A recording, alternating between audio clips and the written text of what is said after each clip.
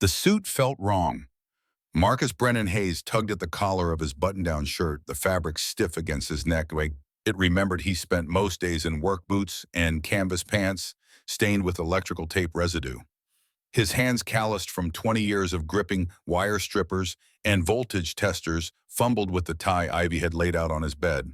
The mirror in his bedroom showed a man trying to fit into a life that had ended 5 years ago when Sarah's sedan wrapped around a telephone pole on Interstate 278.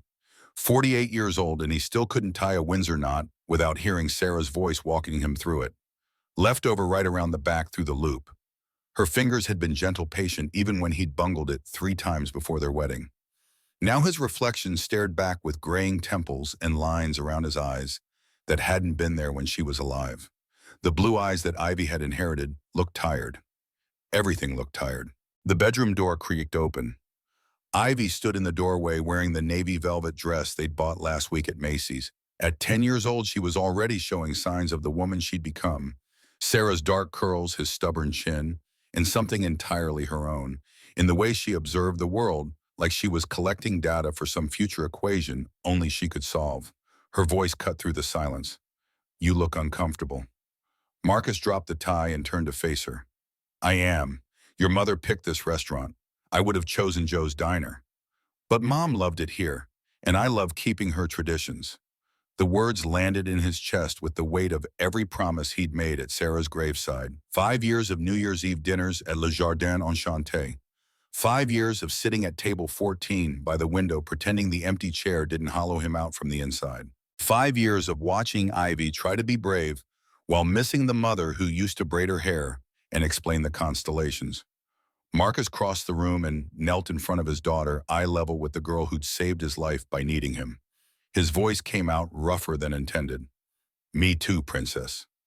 Ivy's small hands reached up and straightened his collar, her fingers surprisingly capable for someone who still slept with a stuffed elephant named Dr. Trunk. "Dad, it's okay to be sad. Mom would understand. When did you get so wise?" "I learned from the best." The moment stretched between them, father and daughter holding each other in the dying light of another year. Through the bedroom window, Queens spread out in its winter darkness. Brick row houses with Christmas lights still strung across porches, cars parked bumper to bumper along streets that never quite slept. This neighborhood wasn't Manhattan with its gleaming towers and doormen in uniforms. This was home. Real. Honest. The kind of place where people knew your name at the bodega and asked about your kids at the hardware store. Marcus's phone buzzed on the dresser. The screen lit up with a number he recognized: Dave Patterson from the office building on Fifth Avenue, the electrical panel that had been acting up for weeks. Marcus closed his eyes and felt the familiar tug between duty and family, between the job that fed them and the moments that mattered. Ivy watched him with those knowing eyes. "You have to answer it." "Not tonight." Marcus rejected the call and pocketed the phone. The decision settled in his gut with surprising ease. "Work can wait. Childhood can't. I'll only get these years with you once." And the words felt true in a way that most things didn't anymore. Sarah had taught him that, how to measure worth in moments instead of dollars, in presence instead of productivity. The corporate world would never understand why a man would turn down overtime to have dinner with his daughter. But Marcus had learned there were currencies more valuable than the ones deposited in checking accounts. Ivy's smile broke across her face like sunrise. "Can we go now? I'm starving." "Let me grab my coat." The drive into Manhattan took 40 minutes through traffic, thick with people, rushing to whatever celebrations awaited them. Marcus guided his 15-year-old Ford F-150 through streets transformed by the approaching midnight couples in evening wear, heading toward restaurants, groups of friends laughing on corners, tourists bundled against the cold with cameras ready to capture the ball drop in Times Square. The truck's heater blasted air that smelled faintly of sawdust and copper wire, and the radio played classic rock too low to drown out Ivy's running commentary on everything passing outside her window. She pointed at a family of 4 crossing at a stoplight, the parents holding hands while their children skipped ahead. "Do you think they're happy?" Marcus glanced at the family, then back at the road. "Probably, or at least trying to be." Is trying enough? The question hung in the cab like smoke. Marcus didn't have an answer that wouldn't sound hollow. He'd spent 5 years trying to be both parents, trying to make pancakes like Sarah used to, trying to remember which hair clips work best, with Ivy's curls, trying to show up to parent-teacher conferences with the same confidence his wife had carried like armor. Trying felt like drowning slowly instead of all at once. Sometimes trying is all we've got, sweetheart.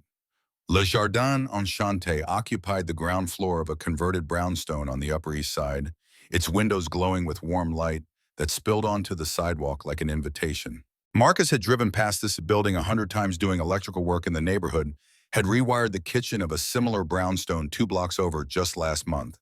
But tonight, in his uncomfortable suit with Ivy beside him in her velvet dress, he felt like an imposter stepping into someone else's life. The valet station sat empty, apparently even on New Year's Eve. Most patrons arrived by car service or taxi. Marcus parked the truck on the street 3 blocks away, feeding quarters into the meter, with hands that suddenly felt too large and clumsy. Ivy waited on the curb, her breath forming clouds in the frigid air. They walked together toward the restaurant, Marcus's work boots clicking against pavement, still wet from earlier rain.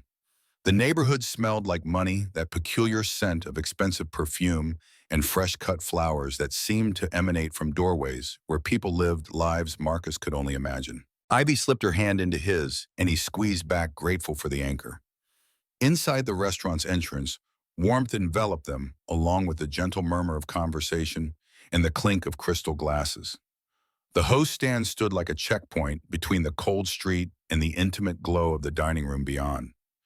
Antoine Marcus recognized him from previous years, stood behind the podium in a crisp black suit, his posture perfect, his expression professionally welcoming. Antoine's smile brightened with recognition. "Mr. Hayes, Miss Ivy, Happy New Year." Relief flooded through Marcus's chest. At least they remembered.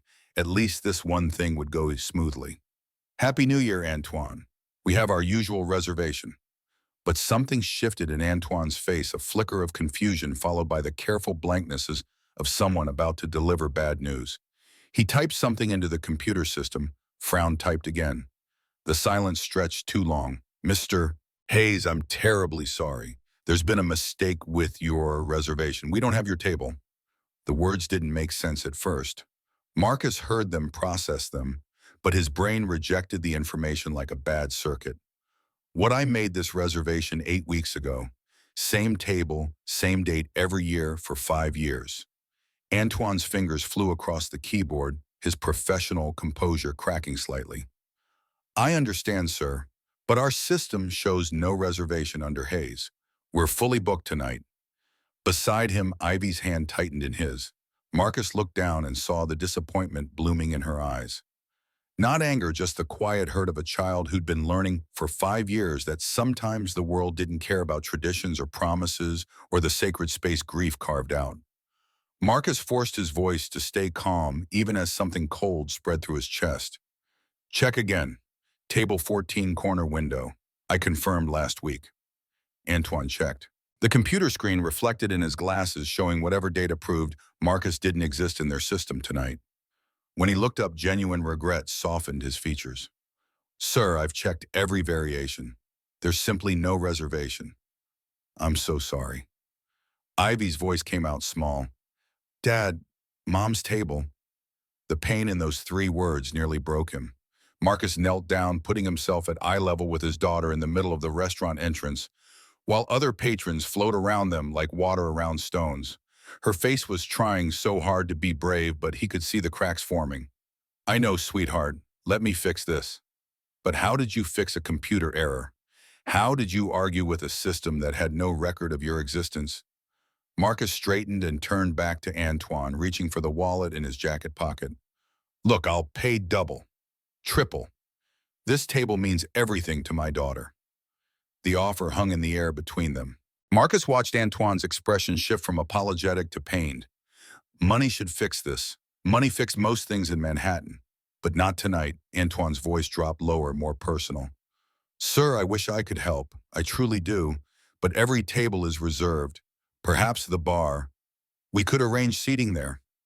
The bar, where couples perched on stools waiting for tables that might never open, where the noise level made conversation impossible, where the whole point of being here, of honoring Sarah's memory, of maintaining the one tradition that connected Ivy to her mother would dissolve into just another disappointing evening. Marcus felt the weight of every decision he'd made in 5 years pressing down on his shoulders. He'd kept his word. He'd brought Ivy here every New Year's Eve like Sarah had asked. He'd honored the promise made to a dying woman in a hospital room that smelled like antiseptic and despair. And now, through no fault of his own, that promise was crumbling. The powerlessness tasted like copper in his mouth. He could wire a 40-story building, could troubleshoot electrical systems that baffled engineers with fancy degrees, could fix anything broken if you gave him the right tools in enough time. But he couldn't fix this. He couldn't give his daughter the one thing she wanted one night, with her mother's memory wrapped around them like a blanket. Ivy's hand tugged at his sleeve. Her voice was whisper soft. "Dad, that lady looks sad. Like us." Marcus followed her gaze across the entrance area. A woman stood near the door, elegant, in a way that made Marcus acutely aware of his off-the-rack suit and scuffed work boots. She wore a black dress that probably cost more than his monthly mortgage. Her dark hair pulled back in a style that looked effortless, but was probably the result of expensive salons and professional skill. But Ivy was right despite the polished exterior. Something in the woman's posture spoke of loneliness. Her gray eyes scanned the restaurant with the expression of someone looking for something she knew she wouldn't find. Marcus made the decision quickly before he could think too hard about it. "Come on, princess. Let's go." But Ivy didn't move.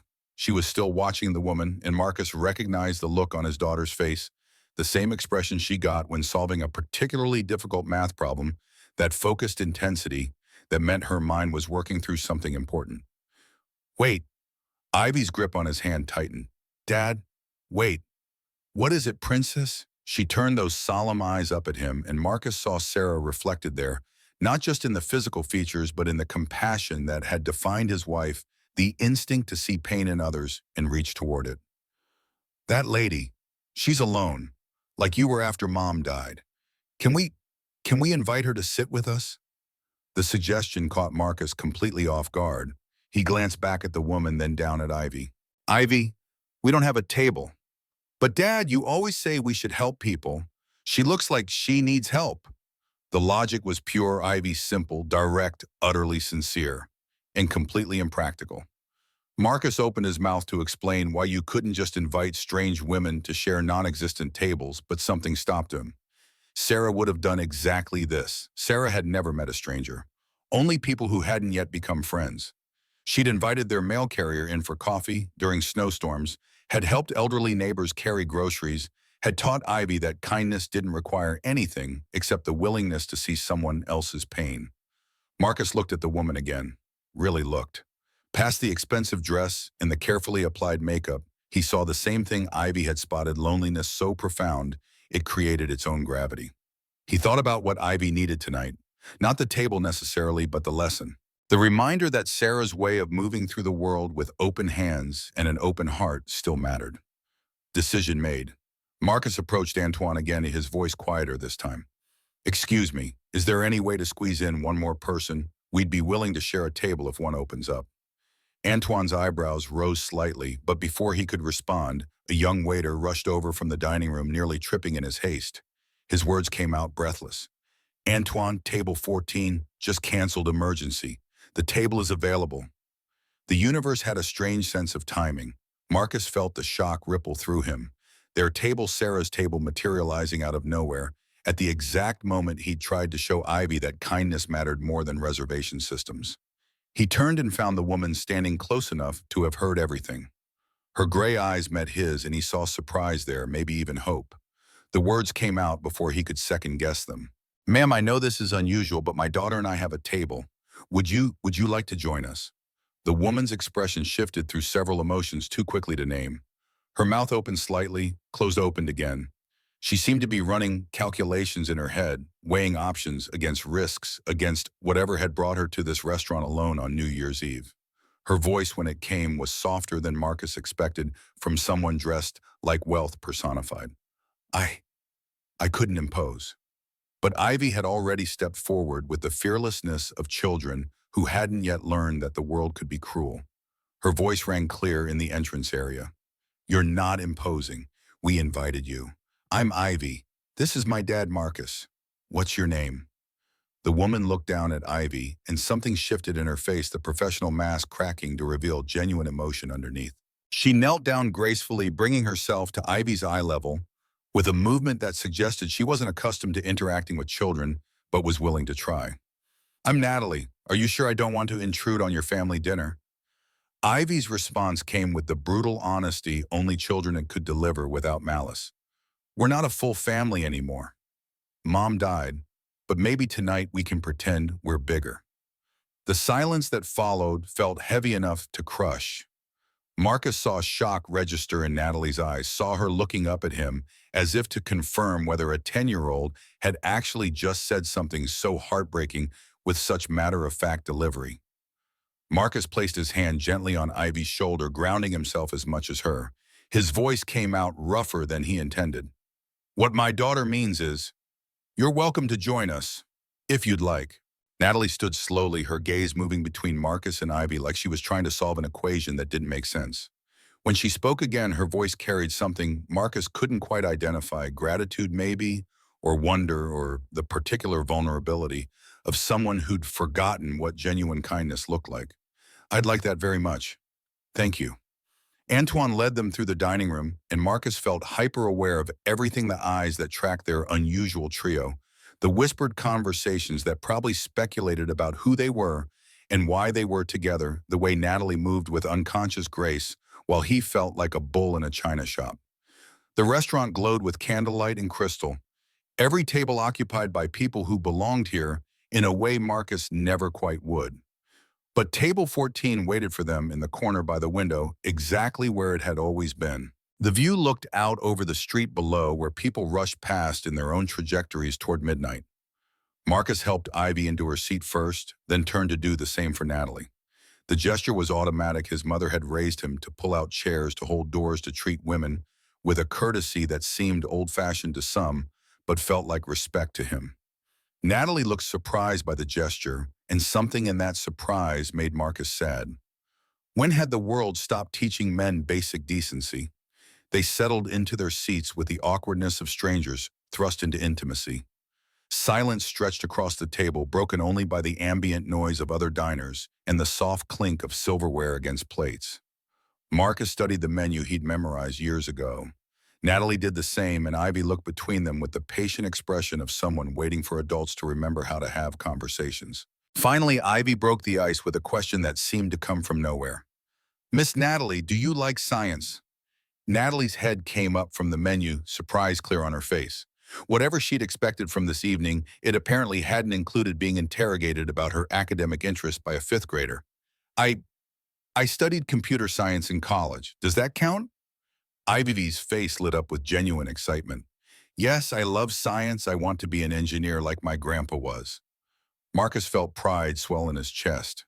His father had been an electrical engineer before the heart attack took him when Marcus was 19. The man had spent his career designing power distribution systems for major buildings, had tried to teach his son the theoretical side before Marcus dropped out of college to work full-time after the funeral. The irony wasn't lost on him. Ivy wanted to finish what her grandfather started, wanted to get the degree Marcus had sacrificed. He found himself explaining without meaning to. My dad was an electrical engineer. Before he passed, he taught me everything about circuits and systems. Natalie's gray eyes focused on him with an intensity that made him uncomfortable. People didn't usually look at electricians like they were interesting. That must have been valuable training.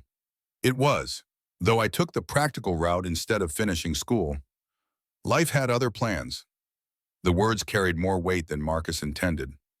Life had always seemed to have other plans, his father's death dropping out to support his mother meeting Sarah at a friend's barbecue when he was 25, building the business, having Ivy losing Sarah. Each pivot point had felt less like choice and more like necessity, like he was playing a game where the rules changed every time he thought he understood them. The waiter arrived with water glasses and menus they didn't need. Ivy ordered without hesitation. Chicken tenders, no sauce, extra fries, please. Marcus smiled despite everything. Some things never changed. Ribeye, medium rare, mashed potatoes. Natalie stared at her menu like it contained secrets she couldn't decode. Her perfectly manicured finger traced down the options, and Marcus noticed she wore no rings, no jewelry except small diamond studs in her ears. When she spoke, her voice carried uncertainty. I'll have the salmon. Ivy tilted her head, that analytical expression taking over. You don't sound sure. Don't you know what you like? The question landed with more impact than a 10-year-old probably intended. Natalie set down her menu and looked at Ivy with something approaching wonder. I usually just order whatever seems appropriate. I don't often think about what I actually want. The admission hung in the air, raw and unguarded. Marcus saw the moment Natalie realized she'd revealed more than intended to strangers at a shared table. But Ivy just nodded like this was the most natural conversation in the world. My dad says life's too short to eat food you don't really want. You should order what makes you happy. Natalie's lips curved into the first genuine smile Marcus had seen from her. You're very wise for 10 years old. Dad teaches me good stuff. The waiter departed with their orders and the conversation found its rhythm. Marcus watched Natalie. Watching Ivy, saw the way this polished woman seemed fascinated by his daughter's unfiltered observations and enthusiastic explanations of whatever topic captured her interest. They talked about school, about Ivy's science fair project on renewable energy, about the telescope that sat in Ivy's bedroom pointing towards stars they could barely see through the light pollution of Queens. Eventually, Natalie's attention shifted to Marcus. Her voice carried genuine curiosity without a trace of condescension. So Marcus, what do you do? The question always felt loaded. Marcus had learned to read the subtle shift in people's expressions when they discovered he worked with his hands instead of pushing papers in corner offices. He'd learned to spot the barely concealed surprise that someone in manual labor could afford dinner at places like this. He'd learned to defend his worth before anyone explicitly challenged it. But something in Natalie's tone made him answer honestly. I'm an electrician, own a small business, Hayes Electric. That must be rewarding, working with your hands, solving problems. There it was, the slight pause before rewarding, the careful choice of words that suggested she had no framework for understanding his life. Marcus felt his defenses rising, the old anger at being patronized by people who thought blue collar meant blue brain. His voice came out harder than intended. It is. I keep people's lights on their homes safe. Honest work. Natalie's expression shifted and Marcus saw her recognize her misstep.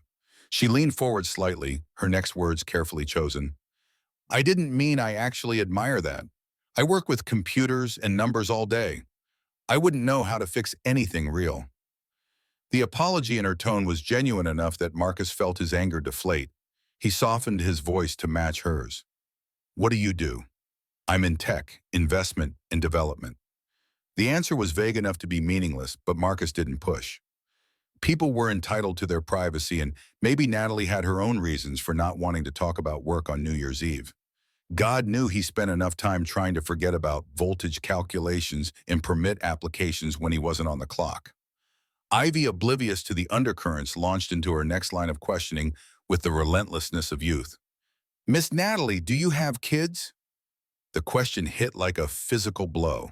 Marcus watched Natalie's expression close down, saw something like pain flash across her features before the professional mask slipped back into place. When she answered, her voice carried the weight of regret. No, I don't. Do you want kids? Ivy. Marcus started to intervene, but Natalie shook her head. It's okay. She looked at Ivy with that same honest directness as his daughter had shown her. I never thought I had time for them. Ivy processed this with the gravity of a judge rendering verdict. That's sad. Kids are pretty great. Despite everything, Marcus felt a laugh building in his chest. Leave it to Ivy to sum up the entire complicated mess of career choices and life priorities in 4 words delivered with complete sincerity. Natalie's smile returned, and this time it reached her eyes. They are. You're proof of that. The food arrived in stages, Ivy's chicken tenders perfectly plain, Marcus's steak cooked exactly right, Natalie's salmon presented like art on a white plate. They ate and talked, and somewhere in the process the awkwardness began to dissolve. Marcus found himself relaxing in increments, his shoulders losing some of their tension, his guard dropping enough to actually engage instead of just endure. He watched Natalie cut her salmon into precise pieces. Notice how she listened when Ivy talked instead of just waiting for her turn to speak. He saw the way her posture gradually softened, the way her hands moved with less careful control and more natural gesture. Whatever walls she'd arrived with were coming down brick by brick. Ivy carried the conversation with the ease of someone who'd never learned to be shy. She explained her dreams of aerospace engineering, of building rockets that could reach Mars, of discovering whether life existed beyond Earth's atmosphere. Natalie listened with attention that seemed genuine, asking questions that showed she was actually thinking about the answers. "What got you interested in space, Ivy?" The question made Ivy pause mid-bite of chicken tender. Her expression shifted into something more solemn, more careful. When she spoke, her voice was quieter than before. "Mom bought me a telescope before she died. She said even when she's gone, we're all under the same stars." The silence that fell across the table felt sacred. Marcus's throat tightened with the familiar grief that never quite went away, just learned to live in his chest like a second heartbeat. He saw tears form in Natalie's eyes, watched her blink them back with the discipline of someone unaccustomed to crying in public. Natalie's voice came out rough. "That's beautiful." Ivy nodded matter of fact in the way children processed enormous truths. "I miss her, but the stars help." Then with the emotional agility of youth, she pivoted. "Do you miss your mom?" "Miss Natalie," Marcus started to interrupt the question, felt too personal, too intrusive, but Natalie held up a hand. She looked at Ivy with an expression Marcus couldn't quite read, something between gratitude and pain. "I lost my mother too, when I was young." "I'm sorry. Do you miss her?" "Every day, even though she wasn't like your mom sounds." The admission carried volumes of unspoken history. Marcus found himself revising his assumptions about the woman across from him. The expensive dress and polished exterior suddenly looked more like armor than privileged protection against a world that had given her reasons to build walls. His voice came out gentler than before. "Every family is complicated." Natalie's eyes met his, and Marcus felt something pass between them, recognition maybe, or shared understanding of how much people hid beneath the surfaces they showed the world. For a moment, they weren't a blue-collar electrician and a tech executive. They were just two people who'd survived losses and learned to keep breathing anyway. Then Ivy asked the question that changed everything. Her voice was quiet, almost tentative. "Miss Natalie, are you lonely?" The restaurant noise seemed to fade into background static. Marcus's instinct was to apologize, to explain that Ivy didn't understand boundaries, to smooth over the awkwardness of a child asking what adults spent years pretending not to notice. But before he could speak, Natalie answered, "Yes, Ivy, I'm very lonely." The honesty in her voice was devastating. She didn't try to soften, it didn't dress it up in euphemisms or deflection. She just admitted the truth to a 10-year-old stranger with a directness that made Marcus's chest ache. Ivy nodded like this made perfect sense. "Dad was lonely too after Mom died. But then he learned that being alone and being lonely are different. You can fix being alone." Marcus felt the words hit him with unexpected force.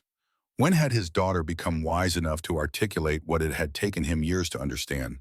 He looked at Ivy with fresh eyes, seeing not just his child, but a person in her own right, someone who observed the world and drew conclusions and offered wisdom he hadn't realized she possessed. Natalie was staring at Ivy like she'd just solved a mathematical proof that had stumped PhDs. When she spoke, her voice was thick with emotion. "You're right. You're absolutely right." The moment stretched between the three of them, something fragile and important taking shape in the space between the plates and glasses. Marcus felt it building a connection that made no logical sense, that defied the normal rules of how strangers interacted, that somehow felt inevitable despite being completely random. He found himself speaking before thinking it through. "Out of the mouths of babes. Sometimes kids see the truth we spend years trying to hide." Natalie's laugh came out wet, almost broken. "She's remarkable. She keeps me honest." "That's a gift." The waiter cleared their dinner plates and returned with dessert menus, but none of them opened them. The conversation had shifted into deeper water, and Marcus felt like they were all treading carefully, aware that one wrong move could shatter whatever was forming here. Natalie's question came quietly. "Can I ask, how do you do it? Raise her alone?" Marcus considered his answer, wanting to be truthful without dramatizing. The truth was both simple and impossibly complicated. "One day at a time. Some days are hard, but she makes it worth it. She's lucky to have you." "I'm the lucky one." The words were true in ways he couldn't fully articulate. Ivy had saved him after Sarah died. The need to get up, to make breakfast, to check homework, to show up, that need had pulled him through the months when grief threatened to swallow him whole. Without her, he might have disappeared into the bottle or the work or the endless spiral of what-ifs that haunted the newly bereaved. Dessert arrived without any of them ordering it, 3 plates of chocolate cake that the waiter explained were complimentary for every table on New Year's Eve. Ivy's eyes lit up with the pure joy only children could achieve over unexpected chocolate. They ate in comfortable silence. Now the earlier awkwardness completely dissolved. Marcus checked his watch. 11:45. 15 minutes until midnight, until another year ended and a new one began. He felt the familiar weight of the ritual approaching, the countdown, the champagne toasts happening at tables around them, the forced celebration of time's passage, as if the turn of a calendar could change anything fundamental about the world. Ivy noticed him checking the time. Her voice carried excitement now, the sugar from the cake working its magic. "Dad, it's almost midnight. Can we go to the window?" Marcus nodded, standing and helping Ivy with her chair. Then he turned to Natalie, suddenly uncertain. The invitation felt presumptuous, but the thought of her sitting alone at the table while they watched the fireworks seemed cruel. "Would you like to count down with us?" Natalie's surprise was evident. She looked at him like he'd offered something precious instead of just a place to stand. When she spoke, her voice was soft enough that he almost missed it under the growing noise of the restaurant preparing for midnight. "I, yes, I'd like that."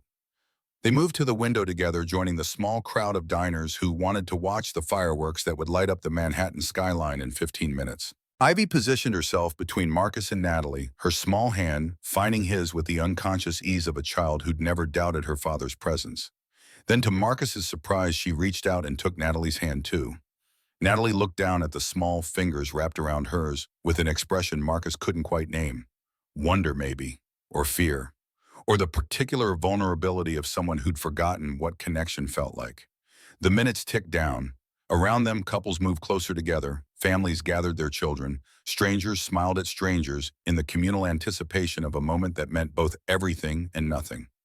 Marcus stood with his daughter's hand in his and watched a woman he'd met 2 hours ago try not to cry. Something Sarah had said years ago surfaced in his memory. They'd been at this same restaurant, watching the same countdown, when she'd leaned over and whispered, "The best moments sneak up on you. They don't announce themselves. You just look around one day and realize you're exactly where you're supposed to be." At the time, he'd thought she meant the restaurant, the tradition, the life they'd built. Now he wondered if she'd meant something bigger, the unexpected grace of strangers becoming something more, the way loss could open spaces for new kinds of love, the truth that endings and beginnings were just arbitrary markers on time's infinite scroll. The restaurant manager appeared with a microphone, his voice booming across the dining room. "Ladies and gentlemen, we're approaching the new year. Let's count down together." The crowd began the ritual. 10, 9, 8. Ivy jumped with each number, her excitement infectious. 7, 6, 5. Marcus felt his throat tighten, felt the weight of 5 years of doing this without Sarah pressing against his ribs. 4, 3, 2. Everyone together now, strangers unified in the arbitrary significance of a moment. 1 Happy New Year. The restaurant erupted. Champagne corks popped. Couples kissed. Children squealed. Through the window, fireworks exploded over the city in cascades of gold and silver and blue, painting the night sky with temporary beauty. Ivy turned and threw her arms around Marcus's waist, squeezing tight. Her voice was muffled against his shirt. "Happy New Year, Dad, I love you." Marcus wrapped his arms around his daughter, feeling tears prick his eyes. "I love you too, Princess." More than stars. Then Ivy released him and turned to Natalie, arms spread wide. For a second, Natalie stood frozen, clearly unsure what to do. Then she knelt down and let Ivy hug her, and Marcus saw her face crumple, slightly saw her arms come up to return the embrace with a desperate gentleness that suggested she couldn't remember the last time someone had hugged her without wanting something. "Happy New Year, Miss Natalie. I'm glad you sat with us." Natalie's voice came out choked. "Happy New Year, Ivy. Thank you for inviting me." When they separated, Natalie stood slowly. She and Marcus faced each other across 3 feet of space that felt simultaneously vast and intimate. The moment hung between them, weighted with possibilities neither of them quite understood. Marcus extended his hand. The gesture was formal, safe appropriate for strangers. But when Natalie's hand met his, the contact sent something electric up his arm that had nothing to do with his profession. Her grip was firm, her palm warm, and she held on just a fraction longer than necessary before releasing. Happy New Year, Natalie. Happy New Year, Marcus. Thank you for everything. The gratitude in her voice suggested she meant more than just sharing a table. Marcus nodded, not trusting himself to speak. Around them, the restaurant began its slow dissolution as families gathered coats and called for checks. The spell of midnight was already fading, reality reasserting itself in the practical matters of getting home, getting to bed, getting ready for the year ahead. Ivy yawned hugely, the combination of late night and emotional intensity catching up with her. Marcus rested his hand on her shoulder. Let's get you home, princess. Natalie gathered her small clutch purse, and they moved together back to table 14 for the last time. The waiter brought the check in a leather folder. Marcus reached for it automatically, but Natalie's hand covered his. Let me, please. It's the least I can do, or the best New Year's I've had in I can't remember how long. Pride warred with practicality in Marcus's chest. He didn't like accepting. Charity didn't like the implication that he couldn't afford to pay for his own daughter's dinner. But something in Natalie's expression stopped his protest, not pity, just genuine desire to contribute to an evening that had clearly meant something to her. We'll split it, Natalie smiled. Deal. They handled the transaction quickly, and then there was nothing left to do but leave. The three of them walked through the restaurant together, past tables being cleared and reset, past Antoine, who wished them Happy New Year, with knowing eyes past the threshold that separated the warm interior from the cold New York night. Outside, the temperature had dropped. Marcus's breath came out in clouds, and he saw Ivy shiver despite her coat. The street was still crowded with people, some celebrating, some hailing cabs, some just walking nowhere in particular, because the night was young, even if the year was old. Natalie stood with them on the sidewalk, and for a long moment no one moved.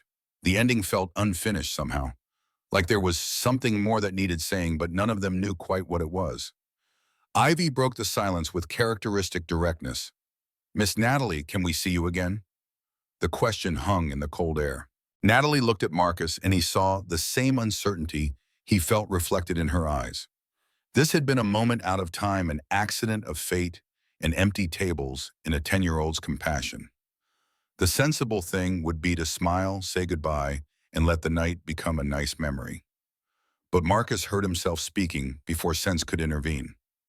Sure, if you'd like. Maybe coffee sometime. Natalie's relief was visible. I'd like that very much. They exchanged phone numbers with the awkward fumbling of people who didn't do this often. Marcus typed her information into his ancient iPhone, and she did the same with his. The transaction felt more significant than it should have, a bridge between this accidental meeting and whatever might come next. A black Mercedes pulled up to the curb, and Marcus registered it with the part of his brain that automatically categorized cars and their probable value. The driver stepped out, came around to open the rear door. Natalie wasn't just comfortable, she had a driver picking her up from dinner on New Year's Eve. Marcus felt the distance between their worlds open up like a chasm. Tech investment suddenly seemed less vague and more like code for serious money. For a life so far removed from his own, it might as well be a different planet. But Natalie was looking at him, not at the car, and her expression held none of the condescension he'd feared. Ivy was already saying goodbye, her voice sleepy but sincere. Bye, Miss Natalie. Don't forget us. Natalie knelt one more time, bringing herself to Ivy's eye level. I won't. I promise. She stood and met Marcus's eyes. No words passed between them, but something did, acknowledgement of the strangeness of the night, of the connection that shouldn't have happened but did, of the possibility that maybe this wasn't just a one-time accident. Then she was getting into the Mercedes, the door closing, with the solid thunk of German engineering, the car pulling away into traffic. Marcus and Ivy stood on the sidewalk and watched until the taillights disappeared around a corner. Ivy's voice was matter-of-fact. Dad, I like her. Marcus looked down at his daughter, at the girl who'd inherited Sarah's instinct for seeing good in people. Me too, princess. Me too. They walked back to the truck in comfortable silence. Marcus helped Ivy into the passenger seat, made sure her seatbelt was secure, then climbed behind the wheel. The engine turned over with a reluctant cough. The truck was getting old, would need replacing eventually, and he pulled out into the New Year's Eve traffic. As he drove, Marcus's mind replayed the evening in fragments. Natalie's surprise when they'd invited her to sit, the way her walls had come down over dinner. Ivy's questions cutting through pretense to truth. The moment at midnight when she'd hugged his daughter like she was drowning, and Ivy was air. What had just happened, Marcus had come to honor his wife's memory, to maintain a tradition that connected Ivy to the mother she'd lost.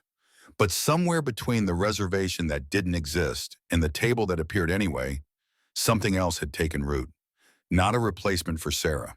Nothing could replace her, but maybe a reminder that life continued, that hearts could expand instead of just breaking, that promises to the dead didn't preclude possibilities with the living. Ivy was already asleep by the time they crossed back into Queens, her head leaning against the window, her breath fogging the glass. Marcus drove through streets he knew by heart, past buildings he'd wired, and homes he'd kept lit, back to the small house where he and Ivy had learned to build a life from grief's raw materials. He carried his daughter inside and up to her room, settled her into bed without waking her, pulled the covers up to her chin. The stuffed elephant Dr. Trunk was already there, and Ivy's arm curled around it automatically. Marcus stood in the doorway watching her sleep, this miraculous human he'd helped create, and felt the familiar surge of love mixed with terror at how fragile everything was. Back downstairs, Marcus stood at the kitchen window looking out at the neighborhood. Fireworks still popped in the distance, celebrations continuing into the first hours of the new year. His phone sat on the counter where he'd left it, Natalie's number stored in the contacts now. A man's worth is in his word, his work, and his heart. Everything else is just decoration. The thought surfaced from some deep place, maybe something his father had said, maybe something Sarah had taught him, maybe just truth crystallizing from years of experience. Marcus picked up his phone, scrolled to Natalie's contact, his thumb hovering over the message icon. Then he set it down. Whatever this was, it could wait until morning. Tonight was about the tradition he'd kept, the promise he'd honored, the daughter sleeping upstairs, who'd shown him that kindness didn't require anything except the courage to offer it.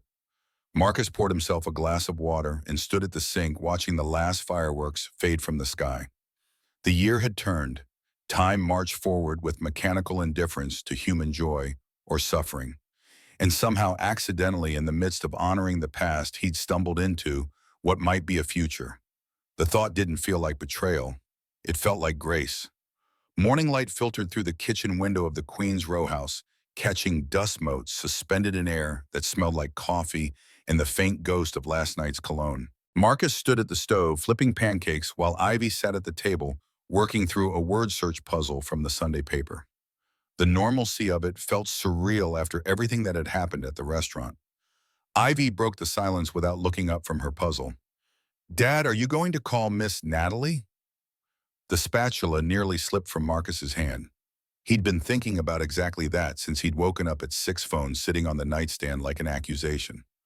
"I don't know, sweetheart. She's probably busy."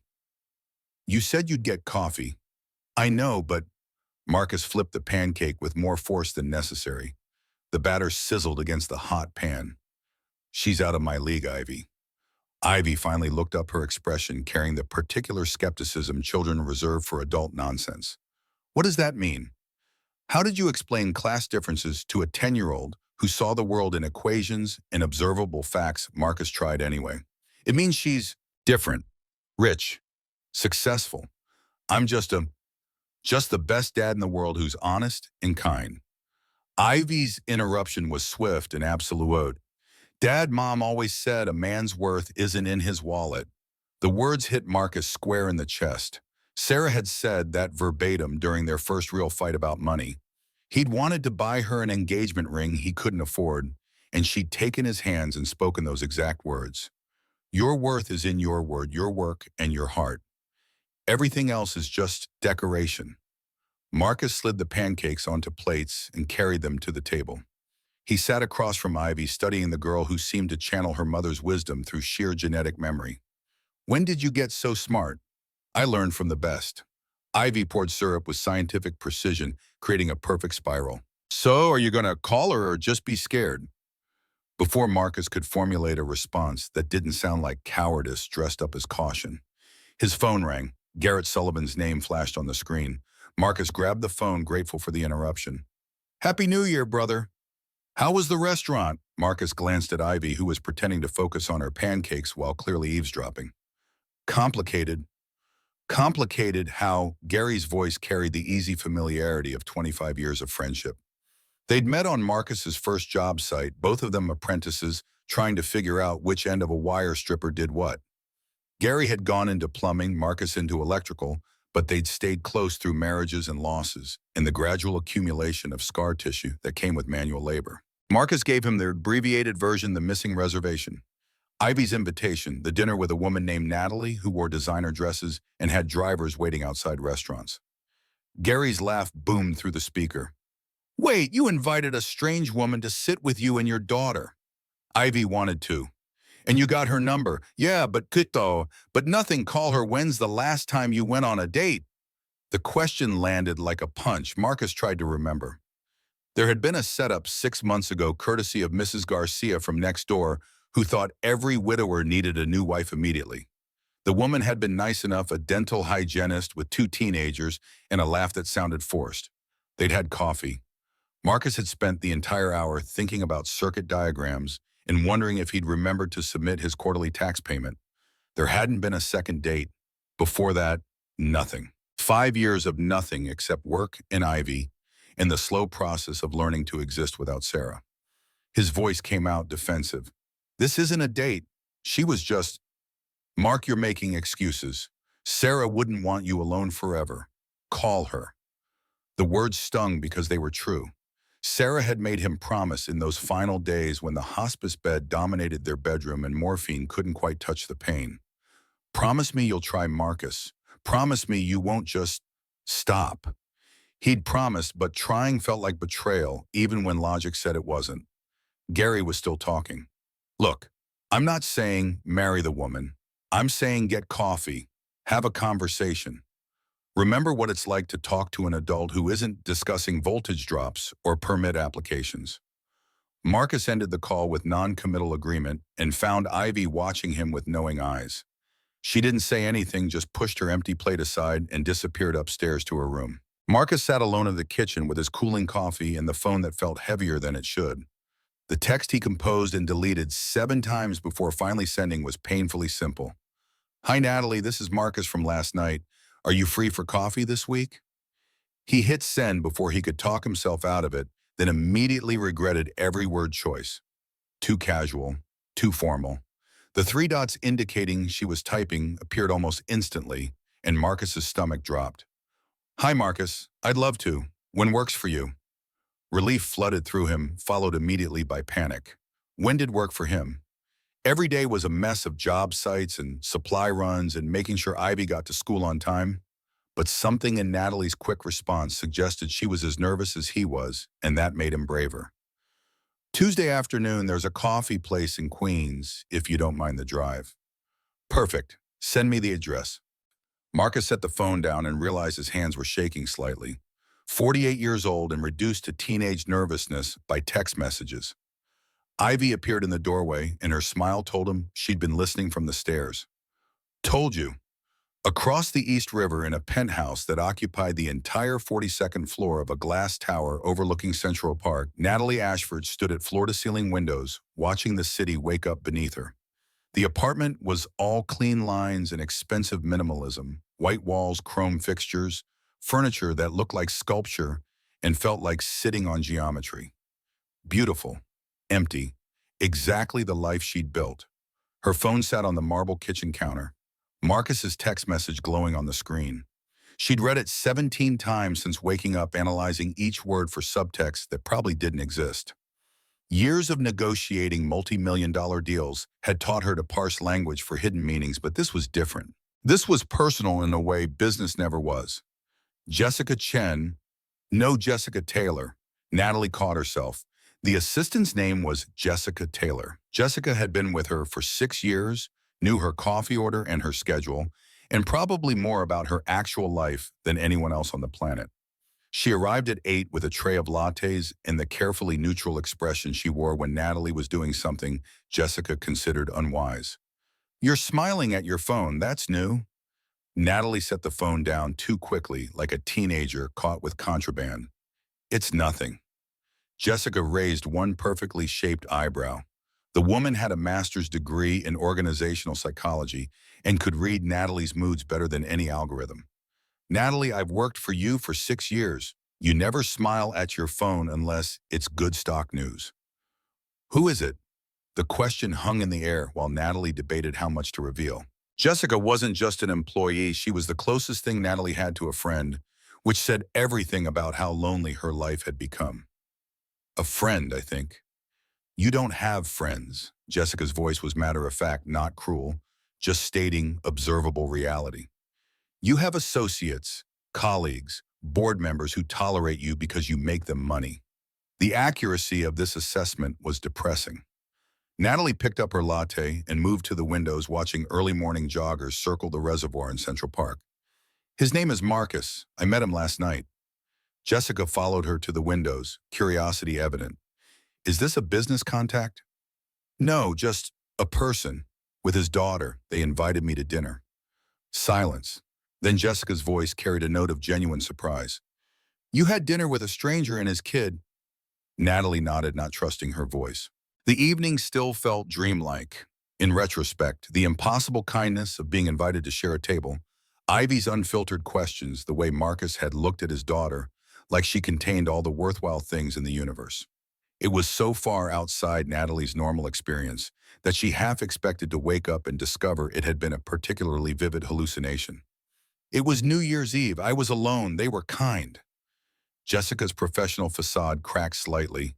In 6 years, Natalie had never mentioned being alone, had never acknowledged that her life might be anything other than exactly what she wanted. "Natalie, be careful. People want things from you." The warning was warranted. Natalie had learned young that her bank account made her a target for scammers, for social climbers, for anyone who thought proximity to wealth might rub off. She'd built defenses accordingly, screening every interaction for ulterior motives until suspicion became reflex. But Marcus hadn't known who she was. She'd been careful about that, vague about her work, offering nothing that would connect her to Vertex Tech or the Fortune Forbes estimated at somewhere north of 800 million. To him, she'd just been Natalie, a woman alone at a restaurant, someone his daughter thought looked sad. Her voice came out firmer than she felt. "Not Marcus. He didn't even know who I was." Jessica's expression shifted to concern. "That's what he said." "I didn't tell him. I just said I work in tech." "Why would you hide that?" The question deserved an answer Natalie wasn't sure she could articulate. She tried anyway, the words coming slowly. "Because for once, I wanted someone to see me. Not my title, not my money, just me." Jessica studied her for a long moment, and Natalie saw the calculation happening behind her eyes, weighing risks against benefits, professional judgment against personal concern. Finally, Jessica spoke quietly. "Just be careful. You've worked too hard to build this life to let someone take advantage." Natalie nodded, but the warning felt hollow. What exactly had she built? A company worth billions that ran fine without her daily involvement. An investment portfolio diversified across 17 industries. A penthouse apartment that echoed with her footsteps. Success measured in metrics that meant everything to shareholders and nothing to the woman who'd achieved them. Last night had meant something. Ivy's hug had cracked something open inside Natalie's chest, some sealed chamber she thought was safely buried under layers of professional achievement and carefully curated isolation. Now sunlight was getting in, and she couldn't decide if that was healing or just a new kind of wound. Tuesday arrived with a particular cold clarity that January specialized in all sharp edges and unforgiving light. Marcus parked his truck 3 blocks from the coffee shop, feeding quarters into a meter that probably hadn't worked since the Clinton administration. His hands were sweating despite the temperature, and he'd changed shirts twice before settling on a flannel that hopefully split the difference between trying too hard and not trying at all. The coffee shop, Joe's Corner Cafe, was a Queens institution, the kind of place where the counter staff knew regulars by name and order. Marcus had been coming here since before Ivy was born, back when he and Sarah would grab lattes on Saturday mornings and plan their weeks. Walking in without her still felt wrong, like he was betraying muscle memory. He arrived 15 minutes early and claimed a table by the window, ordered a black coffee he didn't particularly want, and tried not to check his phone every 30 seconds. The cafe smelled like espresso and cinnamon rolls, and the walls were covered with photos of the neighborhood from decades past, storefronts that had become different storefronts, faces that had aged or moved away or died. The Mercedes pulled up exactly on time, sleek and black, and so obviously expensive that people on the sidewalk turned to look. Marcus watched Natalie emerge from the back seat, and something in his stomach twisted. She wore jeans and a sweater, clearly attempting casual, but even he could tell the jeans probably cost more than his truck payment, and the sweater was cashmere or something equally impractical. She looked nervous, which somehow made Marcus feel better. At least he wasn't the only one floundering. Natalie pushed through the cafe door, bringing cold air and the faint scent of expensive perfume. Her eyes found his immediately, and her smile looked genuine, even if it trembled slightly at the edges. Marcus stood, an automatic gesture drilled in by a mother who'd believed manners mattered even when money didn't. Hi. Hi, sorry I'm late. You're not. I was early. They sat across from each other at a table built for two, and the awkwardness descended like fog. Natalie ordered a latte when the counter girl came by, and Marcus noticed the way she studied the menu, like it contained code she needed to crack. This wasn't her world, vinyl booths and laminate tables and coffee served in mugs instead of bone china. The silence stretched until Natalie broke it. This is nice. The neighborhood. Marcus heard the careful diplomacy in her tone. Nice was what you said when you didn't want to say what you actually thought. His defenses rose automatically. It's not Manhattan, but it's home. I didn't mean, I know, sorry, I'm a little defensive about this. He gestured vaguely at the cafe, the street beyond, the entire borough that people from Manhattan treated like flyover country without the flying. Natalie leaned forward, her voice earnest. You shouldn't be positive. It feels real. My building is all glass and steel.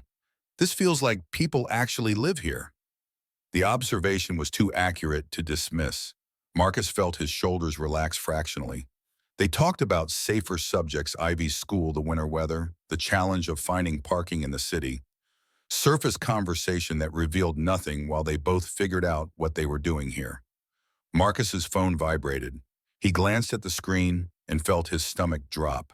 Dave Patterson, the client with the recurring electrical issues. Marcus rejected the call, but not before Natalie caught the name on the screen of, sorry, I need to take this, work.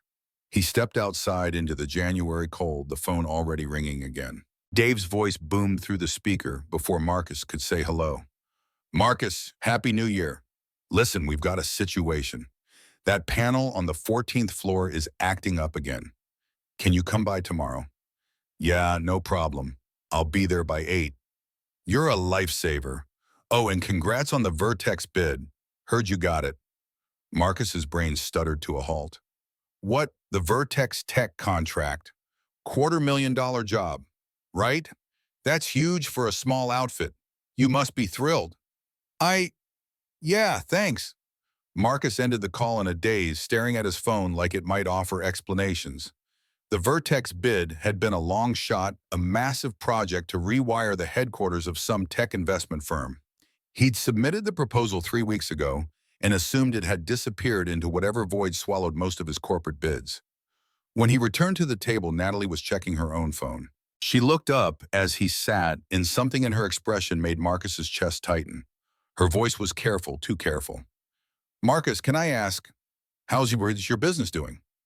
The question felt loaded. Marcus answered honestly because that was all he knew how to do. Good. Steady. I submitted a big bid recently. Corporate headquarters. Would be the biggest job of my life. Natalie's face went pale. Vertex Tech. The bottom fell out of Marcus's stomach. Yeah, how did you... She cut him off, words tumbling out in a rush. Marcus, I need to tell you something. I don't just work in tech. I'm the CEO of Vertex Tech. The world tilted sideways. Marcus heard the words, understood them individually, but couldn't make them coherent a sense. The woman sitting across from him, the woman who'd shared dinner with him and his daughter, who'd counted down to midnight holding Ivy's hand, was the CEO of the company that had just awarded him a contract worth more than he'd made in the last 3 years combined. He stood abruptly, the chair scraping against linoleum. You're... What? Natalie stood too, her hands reaching toward him in a gesture somewhere between pleading and surrender. I'm sorry I didn't tell you. So this whole time you've been... What? Evaluating me, checking out the contractor. The words came out harder than Marcus intended, but rage was rising in his throat like bile. Everything about their meeting suddenly looked different, tainted by the possibility that she'd been playing some elaborate game he hadn't known he was part of. No, that's not why I'm here. Then why didn't you tell me? Natalie's composure cracked, tears forming in those gray eyes that had seemed so vulnerable 2 nights ago. Because I wanted you to see me as Natalie, not as a CEO, not as someone you need something from. The logic made a certain kind of sense, but it didn't erase the sick feeling in Marcus's gut. He started pacing the narrow space between tables, aware that other customers were watching, but unable to care. I can't do this. You should have told me. Would you have called me if you knew? The question stopped him cold. Marcus considered lying, considered saving face, but ultimately surrendered to truth. Probably not. That's why. Natalie's voice broke slightly. Marcus, I like you. I like Ivy. I wanted to get to know you without complications. Well, now it's complicated. Marcus resumed, pacing, his mind racing through implications. I have a bid with your company. If this is anything, people will think I'm using you. The words tasted like ashes. A man's reputation is built over years and destroyed in moments. I won't let anyone think I compromise my integrity for personal gain. That was what Sarah had taught him, what his father had lived, what Marcus had spent 2 decades proving to himself and everyone else who thought blue collar meant corner cutting. Natalie moved toward him, desperation clear in her movements. Then I'll reject the bid. I won't touch it. No. The word came out sharp, absolute. That's not fair either. If my work is good, I should get the job. If it's not, I shouldn't. So what do you want? Marcus grabbed his jacket from the back of his chair, suddenly desperate to be anywhere else. I need time. To think. This is a lot. He left cash on the table for both their coffees and walked out into the cold without looking back. Behind him, he heard Natalie call his name, but he kept walking. The truck was 3 blocks away, and by the time he reached it, his hands were shaking too hard to get the key in the ignition. What the hell had just happened? 2 days ago, he'd been a widower going through the motions of a tradition. Now he was caught in something that felt like a trap, even though he knew intellectually it wasn't. Natalie hadn't engineered their meeting, Ivy had. The missing reservation had been random chance. Everything about that evening had been accident, stacked on accident, until it looked like fate. But the goddamn bid changed everything. Marcus drove to the shop on autopilot muscle memory, navigating streets, while his conscious mind spiraled. Hayes Electric occupied a converted warehouse near the Brooklyn-Queens border, 2,500 square feet of tools and wire, and the organized chaos that came with running a business built on reputation and referrals. Garrett was there when Marcus arrived, bent over a workbench, soldering copper pipes for a residential job. He looked up as Marcus slammed through the door, and whatever he saw on Marcus's face made him set down the torch immediately. You look like someone kicked your dog. What happened then? Marcus explained in fragments, the coffee date, the revelation, the impossible situation he now found himself in. Gary listened without interrupting, which was unusual enough to be alarming. When Marcus finished, Gary wiped his hands on a shop rag and studied his friend with the analytical gaze usually reserved for particularly stubborn clogs. So let me get this straight. The woman from New Year's is your potential client. Not just client, CEO, billionaire probably. Marcus dropped onto a stool, his legs suddenly unable to support his weight. And I like her, Gary. I actually like her. But now, how do I know it's real? Did she ask you for anything? The question was so reasonable it made Marcus feel stupid. No. Did she hide who she was to impress you or to deceive you? She said she wanted me to see her, just her. Gary tossed the rank one to the workbench and crossed his arms. And did you, when you met her before you knew who she was, did you see a good person? Marcus thought back to the restaurant, to Natalie's admission that she was lonely, to the way she'd hugged Ivy like someone who'd forgotten physical affection existed. Yes. Then maybe who she is professionally doesn't change who she is personally. Maybe you're the one putting up walls because you're scared. The accuracy of this cut deep. Marcus wanted to argue to insist this was about integrity and reputation and all the practical concerns that came with mixing business and personal life. But underneath those legitimate worries lurked something more primitive: fear. Fear of caring about someone and losing them. Fear of being inadequate. Fear of trying and failing and proving all the voices in his head right about not being enough. Gary's voice gentled. Brother, you haven't let anyone close in 5 years. Now someone shows up who makes you feel something, and your first instinct is to run. That's grief talking, not wisdom. Before Marcus could formulate a response, the shop door opened again. Dexter Morrison walked in carrying takeout bags that smelled like the Cuban place around the corner. Dex had worked for Marcus for 3 years, a solid electrician with a wife and 2 kids and the kind of steady competence that made him invaluable. He took one look at Marcus and Gary and stopped. Oh man, who died? Nobody died. Marcus took the beer Dex offered from the six-pack he'd somehow also been carrying. Just having a crisis. They sat together in the shop, 3 men drinking beer at 2 in the afternoon, while Marcus laid out the whole mess. Dex listened with the same careful attention he brought to circuit diagrams, asking clarifying questions, making sure he understood the full scope before offering opinions. Finally, Dex spoke. Here's what I don't get. Why does her having money make her less trustworthy? If anything, seems like she doesn't need anything from you, which means if she's interested, it's actually genuine. The logic was so straightforward, Marcus felt stupid for not seeing it himself. He'd been so caught up in assumptions about rich people wanting things from working people that he'd missed the obvious. Natalie had everything money could buy and none of what it couldn't. She didn't need his bid. She needed exactly what he'd offered without thinking. Kindness, connection, a place at a table. I screwed up, didn't I? Gary clapped him on the shoulder. Probably, but that's fixable. Question is, what are you going to do about it? Marcus didn't have an answer.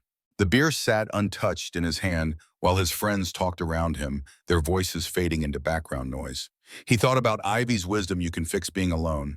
He thought about Sarah's deathbed request that he not just stop living because she had.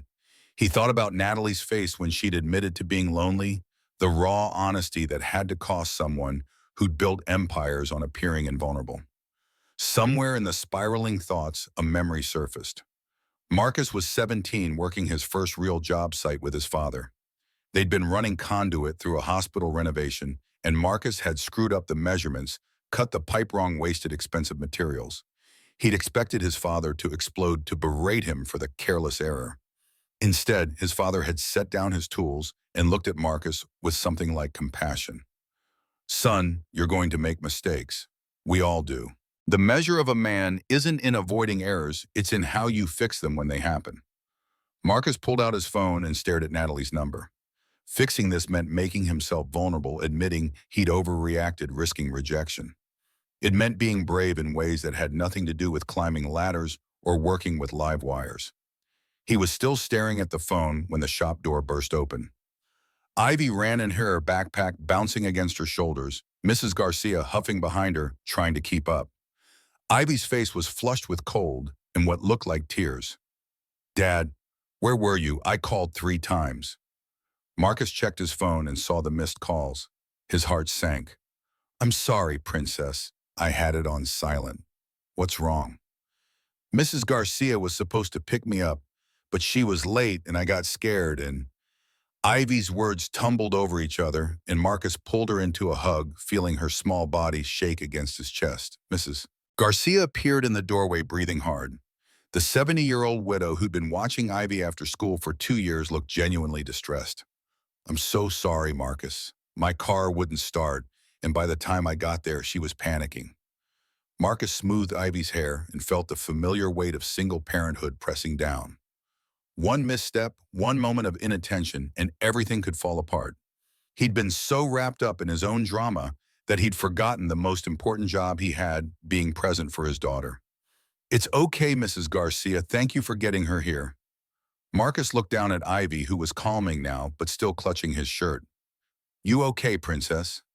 Ivy nodded against his chest, then pulled back enough to look at him. Her eyes were red but sharp, seeing too much. Dad, were you thinking about Miss Natalie? The question shouldn't have surprised him. Ivy missed nothing. Marcus glanced at Gary and Dex, who suddenly found the ceiling fascinating, then back at his daughter. Yeah, I was. Did you mess it up? Probably. Ivy's expression shifted into something Marcus recognized Sarah's look when she was about to deliver uncomfortable truth wrapped in love. Dad, can we talk? Just us. Gary and Dex took the hint, gathering their tools and mumbling about jobs that needed finishing. Mrs. Garcia offered to come back later, but Marcus thanked her and said he'd manage. When the shop cleared, he and Ivy sat on the workbench, father and daughter, with their legs dangling, surrounded by the tools of his trade. Ivy spoke first. What happened with Miss Natalie? Marcus tried to find age-appropriate words for adult complications. She wasn't completely honest about who she was, and now things are complicated. Did she lie? She didn't tell me the whole truth. Ivy considered this with the seriousness she brought to all moral questions. That's different. Mom used to say people hide parts of themselves because they're scared of being rejected. The wisdom landed like a physical blow. Sarah had said that during one of their late-night conversations about fear and vulnerability and the walls people built. Marcus felt tears prick his eyes, grief and love, and missing her tangling together in his chest. What do you think I should do? Ivy swung her legs, her sneakers thumping against the workbench. Do you like her? Yes. Does she make you happy? Marcus thought about Natalie's smile, the way her walls had come down over dinner, the moment when she'd hugged Ivy like she was drowning. She did. Then talk to her. Mom always said running from problems doesn't solve them. More Sarah wisdom channeled through their daughter. Marcus wrapped his arm around Ivy's shoulders and felt her lean into him. When did you get so smart? I learned from the best. They sat in comfortable silence while Marcus's mind worked through the implications. Talking to Natalie meant admitting he'd been wrong to storm out meant vulnerability. He wasn't sure he could handle meant opening himself to the possibility of something that terrified him precisely because he wanted it. But Ivy was right. Running didn't solve anything. It just left problems to metastasize in the dark. Marcus pulled out his phone and composed a text before he could talk himself out of it. Can we talk in person? The response came quickly. Yes, where? My shop. I want you to see my world. The real me. Send me the address. 20 minutes later, the same black Mercedes pulled up outside Hayes Electric. Marcus watched through the window as Natalie emerged, looking completely out of place among the auto repair shops and warehouses that defined this industrial stretch of Queens. She wore the same jeans and sweater from earlier, and her expression carried the same nervous uncertainty he felt churning in his gut. He met her at the door and they stood for a moment in the threshold, neither quite sure how to start. Finally, Marcus stepped back and gestured her inside. This is what I do. I fix things. I solve problems. It's not glamorous, but it's honest work. Natalie moved into the shop, her eyes tracking across the organized chaos spools of wire, sorted by gauge tools hung on pegboards, half-finished projects waiting for attention. She touched a voltage tester on the workbench with careful fingers, and Marcus saw her trying to understand this world through its objects. I never thought it wasn't. I need you to understand I'm proud of this, of who I am, but I also know we come from different worlds. Natalie turned to face him, and her expression was raw in a way he hadn't seen before. Marcus, let me finish. He needed to say this while he still had the courage. When I met you, I saw a lonely woman who needed kindness. Then I found out you're a billionaire CEO, and I felt inadequate, like I couldn't possibly be enough for you. Natalie's hand went to her phone, and she pulled up a photo. When she showed it to Marcus, he saw a rusted trailer surrounded by weeds, windows covered with cardboard, the whole structure looking one strong wind from collapse. Her voice shook slightly. This is where I grew up. My father was violent. My mother left when I was 12. I slept in a car for 6 months when I was 16 because I'd rather freeze than go back to that trailer. Marcus stared at the photo, then at Natalie, his entire framework of understanding shifting. He'd assumed wealth meant privilege, meant easy beginnings and smooth paths. The reality was so far from that assumption, it made him dizzy. I didn't know. I hide it.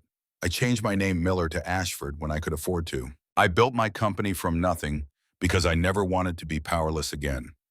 Natalie's tears were falling freely now, and she didn't bother wiping them away. Every day I'm terrified of losing everything.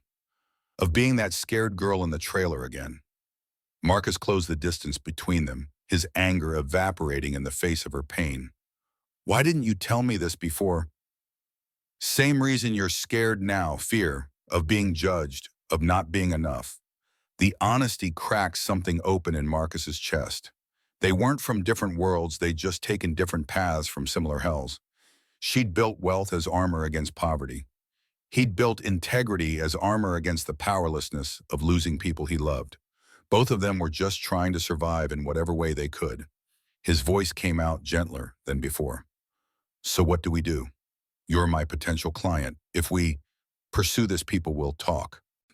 Natalie wiped her eyes with the back of her hand, a gesture so unpolished it made her seem younger. I recused myself from the bidding process, the board decided independently. And if I get the job, then you earned it. The proposal was excellent. I saw it before I removed myself.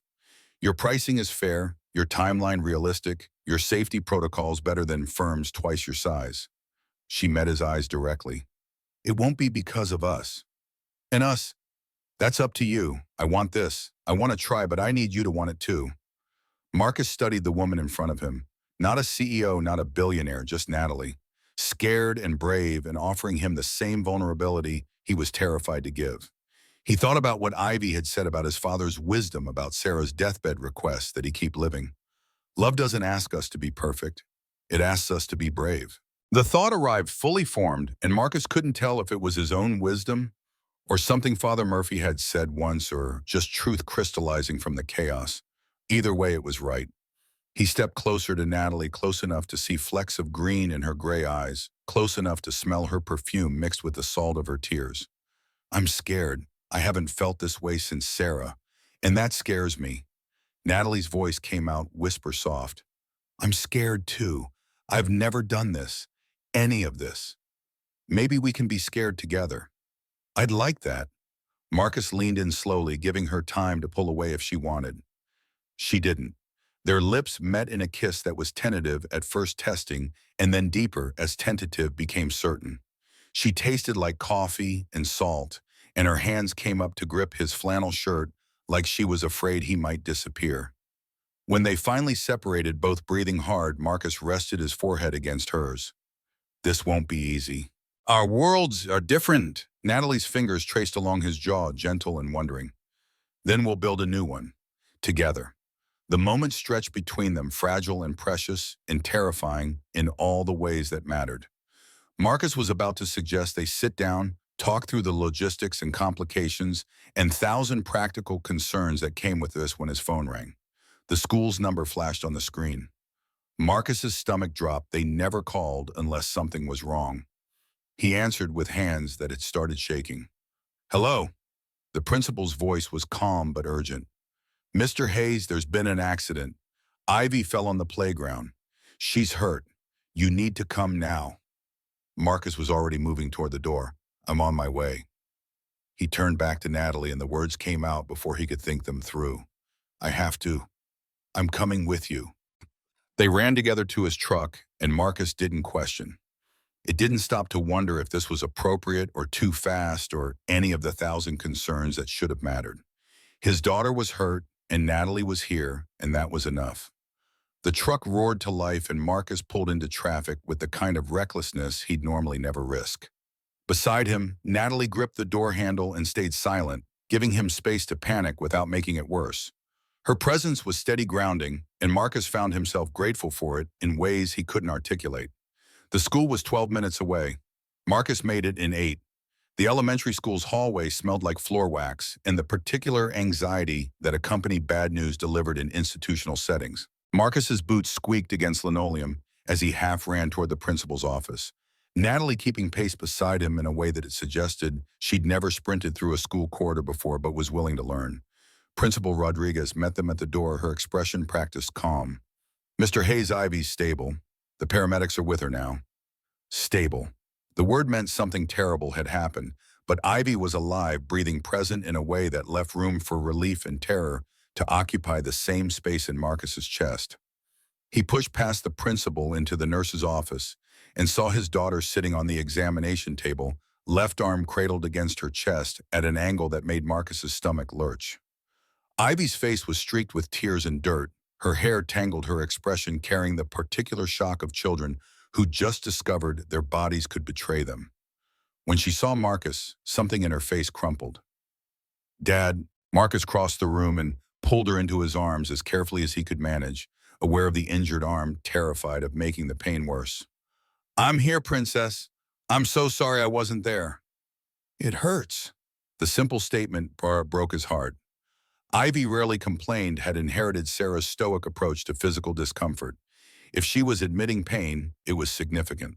The paramedic, a young man with kind eyes and competent hands, stepped forward. Mr. Hayes, I'm fairly certain it's a broken radius. Clean break from what I can tell, but she needs x-rays to confirm. We're ready to transport to Queens General. Marcus nodded, his throat too tight for words. He was vaguely aware of Natalie standing in the doorway, uncertain whether she belonged here or should disappear. Ivy noticed her too, and her voice came out small.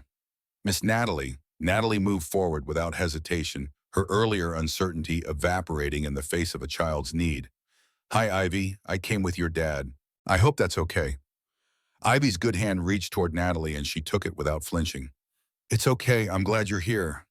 The ambulance ride was a blur of sirens, and Ivy, trying to be brave while tears leaked from the corners of her eyes. Marcus sat beside her, holding her good hand, murmuring reassurances that felt inadequate. Natalie followed in her Mercedes, the black car trailing the ambulance through Queens traffic, with a determination that seemed at odds with its luxury.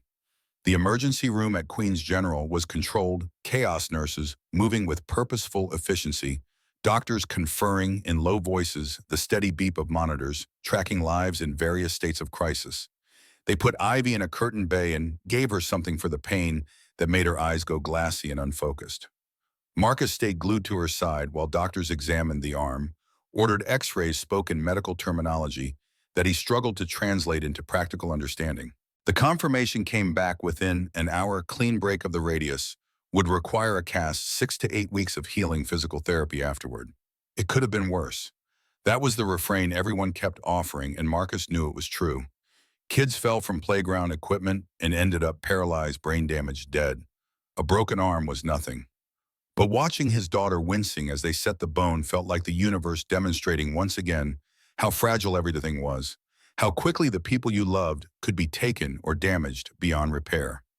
Natalie had disappeared at some point during the intake process. Marcus assumed she'd left. This was too much, too fast, too intimate for someone he'd known less than a week. But she reappeared 2 hours later carrying bags from the hospital cafeteria and looking more uncertain than he'd ever seen her. Her voice was quiet, almost apologetic. You haven't eaten. I got sandwiches. I didn't know what you'd like, so I got several options. The gesture was so thoughtful, so completely unnecessary that Marcus felt something crack in his chest. He accepted a turkey sandwich he had no appetite for and watched Natalie pull out a juice box for Ivy, who was dozing under the influence of painkillers. Thank you. Natalie settled into the plastic chair beside him, and her proximity felt grounding. How is she? 6 to 8 weeks. Could have been worse. That's good. She paused, choosing words carefully. Marcus, I can go if you need space. I don't want to intrude. He surprised himself by reaching for her hand. Stay, please. They sat together in the curtained bay while Ivy slept and machines beeped their mechanical reassurances. Nurses came and went, checking vitals, adjusting IV fluids, speaking in the gentle tones reserved for children and their terrified parents. Time moved strangely in hospitals, simultaneously crawling and racing each minute, stretched thin while hours disappeared. Eventually, a doctor appeared with discharge papers. Ivy could go home with strict instructions about keeping the cast dry, managing pain, watching for signs of complications.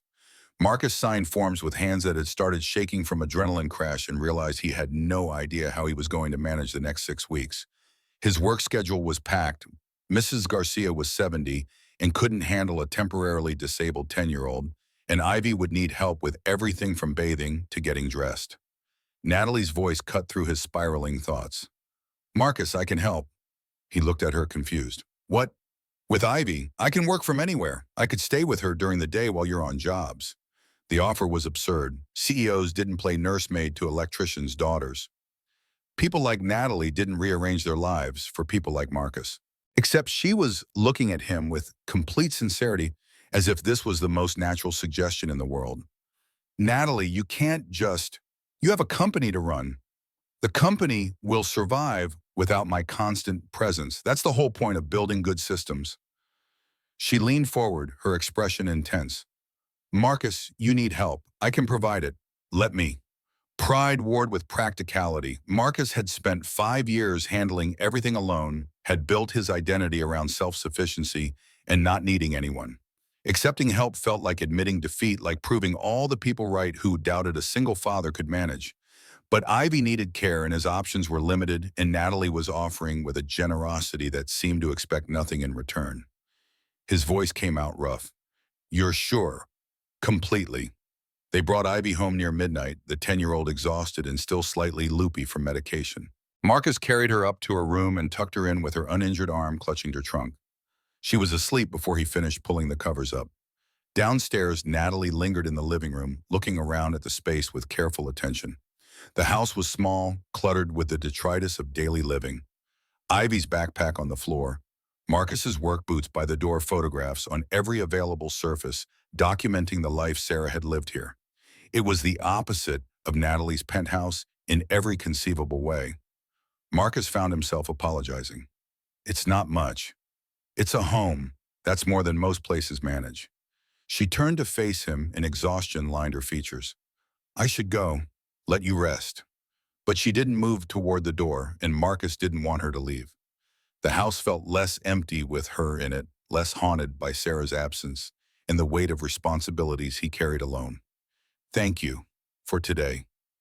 You didn't have to do any of this. Well, Natalie's smile was soft, genuine. Yes, I did. Love isn't grand gestures. It's showing up when it's hard. It's doing what needs doing without being asked. The words settled between them with the weight of truth spoken too soon and not soon enough. Love. She'd said love like it was already established fact instead of terrifying possibility. Marcus should have been scared. Instead, he felt something like hope taking root. 3 days later, Marcus returned from a job site to find his house transformed. Natalie had arrived before him, had somehow convinced Ivy to do homework at the kitchen table. Despite the cast making writing awkward, had prepared dinner that smelled like actual cooking instead of the takeout containers that usually littered his counter. Ivy looked up as he walked in, her face bright. Dad, Nat helped me with my science project. She knows all about renewable energy, Nat. Not Miss Natalie anymore, just Nat. The casual intimacy of the nickname made Marcus's chest tighten. He looked at Natalie, who was stirring something on the stove with the concentrated attention of someone who didn't cook often, but was determined to do it right. She glanced up and caught his expression. I hope this is okay. I know I'm probably overstepping. It's perfect. And it was. The house felt alive in a way it hadn't since Sarah died, filled with voices and laughter and the ordinary magic of people taking care of each other. Over the next 2 weeks, a pattern emerged. Natalie arrived each morning after Marcus left for work, stayed with Ivy through the school day, that Ivy was temporarily missing, helped with homework and physical therapy exercises, kept the house running in ways Marcus hadn't realized had been falling apart. She learned Ivy's routines, her preferences, the small details that made the difference between adequate care and genuine attention. Marcus would return each evening to find them together playing board games, watching documentaries about space, Ivy explaining some scientific principle, while Natalie listened with focused interest. The dynamic was easy, natural, like they'd been doing this for years instead of days. But the outside world was starting to notice. The Vertex Tech Board had made their decision on the electrical contract, and Hayes Electric had been awarded the job. $250,000 over 6 months, the largest contract Marcus had ever landed, career-defining in its scope and implications. The announcement came with congratulations from colleagues and the particular scrutiny that accompanied sudden success. People wanted to know how a small outfit from Queens had beaten out firms 10 times its size for a Fortune 500 contract. The answer was in the proposal. Marcus's work was good, his pricing fair, his safety record impeccable. But whispers started anyway. Gary heard it first, passed it along with the reluctance of someone delivering information he knew would hurt. They were at the shop, Marcus running inventory while Gary finished a residential job. People are talking, Mark. Marcus didn't look up from his clipboard. People always talk. This is different. They're saying you got the Vertex contract because you're dating the CEO. The words hit like a physical blow, even though Marcus had known this was coming. He set down the clipboard and forced himself to meet Gary's eyes. And what do you think? I think your proposal was excellent and you earned that contract on merit. Gary's voice was firm, loyal. But I also think perception matters and people who don't know you won't be as generous. The next day, Marcus got his first taste of what Gary meant. A client he'd worked with for 3 years called to cancel an upcoming job, the excuse flimsy and obviously false. Then another cancellation. Then a third. Each one came with vague explanations about budget constraints or timeline changes. But Marcus heard the real message underneath. They didn't trust his integrity anymore. Natalie faced her own pressures. The Vertex board meeting that month included pointed questions about her relationship with their new contractor. Richard Townsend, board member, for 8 years old, money and older attitudes, led the inquisition with barely concealed disdain. His voice carried the particular condescension of men accustomed to deference. Natalie, we need to discuss optics. There are rumors about you and this electrician we've hired. Natalie kept her expression neutral, years of boardroom poker faces serving her well. My personal life is my business, Richard. Not when it affects company reputation.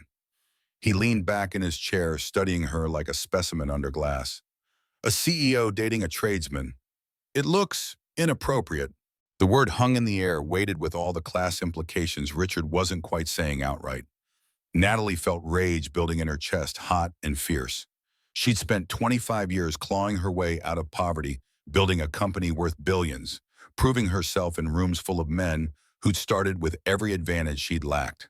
And now they were questioning her judgment over who she chose to date. Her voice came out colder than the January wind outside the conference room windows. Inappropriate. Marcus Hayes is more honorable than half the executives I know. His character is beyond reproach. Richard's smile was thin, unconvinced. But perception matters. Shareholders are concerned about. Shareholders will see that I value integrity over image. If they have a problem with that, they're welcome to divest. The meeting ended in tense silence, but Natalie knew this wasn't over. Richard represented a certain faction of the board, older, conservative, deeply invested in maintaining the appearance of proper social hierarchies. They'd accepted her as CEO because she made them money, but her personal life was expected to reflect certain standards. Dating a blue-collar worker violated those unspoken rules. The article appeared 3 days later in a business journal that Marcus had never heard of, but apparently mattered to people who moved in Natalie's circles. The headline was designed for maximum damage. Vertex CEO Natalie Ashford spotted with blue-collar boyfriend, unconventional romance, or conflict of interest. The piece was ostensibly balanced, presenting both sides with journalistic objectivity. But the subtext was clear. This relationship was scandalous, inappropriate, potentially unethical. Anonymous sources questioned Natalie's judgment. Industry analysts speculated about whether her personal life would affect her professional decisions. The contract with Hayes Electric was mentioned prominently, implications drawn without quite making explicit accusations. Marcus read the article on his phone during a lunch break and felt his world tilting. This was what he'd feared, the inevitable collision between his world and Natalie's, the judgment and scrutiny that came with crossing class boundaries. He'd known it would be hard. He hadn't anticipated how much it would hurt to see their relationship reduced to gossip and innuendo. That evening, Natalie arrived at his house earlier than usual, the article obviously weighing on her. They sat at the kitchen table while Ivy did homework in her room, and the silence between them felt heavy with unspoken concerns. Marcus spoke first. Natalie, this is getting out of hand. Maybe we should don't. She cut him off with a sharpness that surprised him. Don't say we should stop. I'm not giving up because people are small-minded. I don't want to hurt your career. My career doesn't define me. Her hand found his across the table, grip fierce. You and Ivy, that's real. Everything else is just noise. But the noise was getting louder. More articles appeared, each one slightly more invasive than the last. Photographers started showing up at Marcus's job sites, catching him in work clothes covered in drywall dust. The contrast between his appearance and Natalie's polished executive image was apparently irresistible to media outlets hungry for class warfare narratives. Marcus found himself defending his worth to people who'd never questioned it before. 4. Clients asked pointed questions about his relationship, colleagues made jokes that weren't quite jokes. Industry contacts distanced themselves with the self-preservation instinct of people who feared guilt by association. The breaking point came when Ivy overheard gossip at a parent pickup. Some mother Marcus barely knew was talking loud enough to be overheard, her voice dripping with false concern. Poor thing, her father's dating that billionaire. You know, it's just about money. Men like that always have an agenda. Ivy had come home quiet, withdrawn in a way that alarmed Marcus more than tears would have. When he finally coaxed the story out of her, rage flooded his system with a force that left him shaking. He called Natalie that night, and his voice was harder than he intended. People are talking about this in front of Ivy. She's hearing things a kid shouldn't have to hear. Natalie's response was immediate. Then we address it, publicly, together. What do you mean by Vertex's annual gala is next week? Investors, board members, press, I want you there. As my date. No hiding, no ambiguity. We make a statement. The idea terrified him. Marcus had never been to a gala, could barely imagine what that world looked like. Tuxedos and champagne and small talk with people whose net worth exceeded his lifetime earnings. He'd be completely out of his depth, a working man playing dress-up in a world designed to exclude him. But he thought about Ivy hearing those whispers about the poison, that secrecy bred about what it meant to stand beside someone when the standing got hard. His voice came out steadier than he felt. Okay, but I have conditions. I'm listening. I'm not pretending to be something I'm not. I show up as myself, electrician, single father guy from Queens. If that embarrasses you, we shouldn't do this. Natalie's laugh was short, almost broken. Marcus, nothing about you embarrasses me. It's everyone else I'm worried about embarrassing.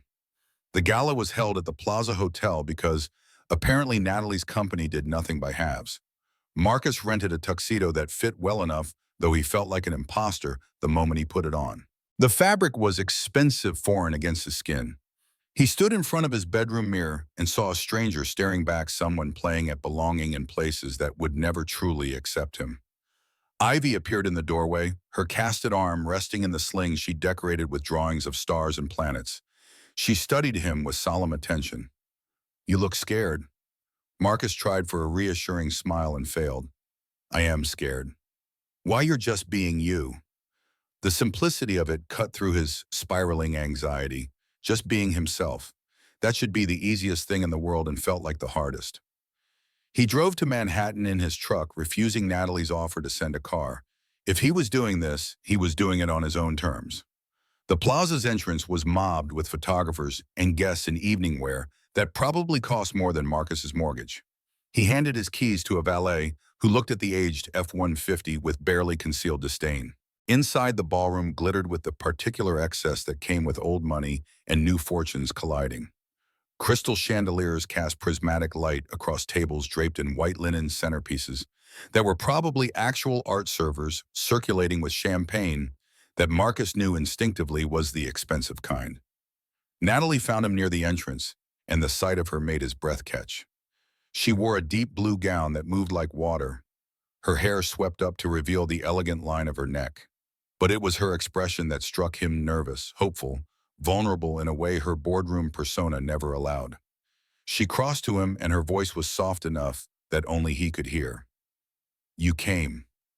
I said I would. I know, but part of me thought you'd bail. I almost did. The admission made him feel less alone in his terror. Marcus offered his arm and she took it. Together they moved into the ballroom, and Marcus felt every eye track their progress. Whispers followed in their wake, speculation, judgment, fascination with the spectacle they represented. They found their table, and Marcus recognized some of the names from articles he'd skimmed about Vertex Tech.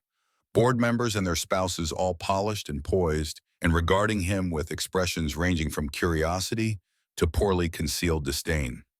Richard Townsend occupied the seat across from theirs, and his handshake when Marcus offered it was perfunctory dismissive. The message was clear: you don't belong here, and everyone knows it. Dinner was excruciating. Conversations swirled around topics Marcus had no framework for: understanding mergers and acquisitions, stock valuations, vacation homes, and places he'd never been.